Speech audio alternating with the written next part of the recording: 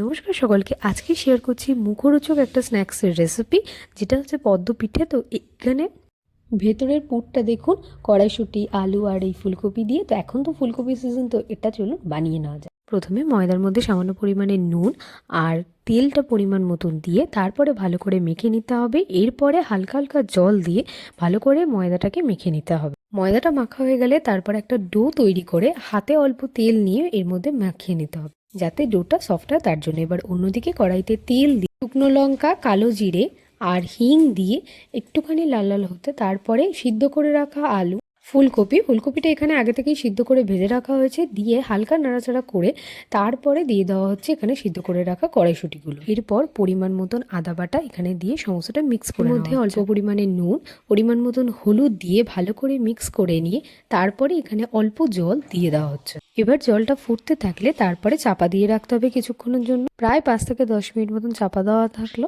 এবার অন্যদিকে ময়দার ডো থেকে লেচিগুলোকে কেটে রাখা হচ্ছে। এবার জল শুকিয়ে গেলে ঢাকনাটা খুলে পরিমাণ মতন চিনি আর ভাজা মশলা দিয়ে সমস্তটা মিক্স করে নিয়ে তারপরে নামিয়ে ফেলতে হবে।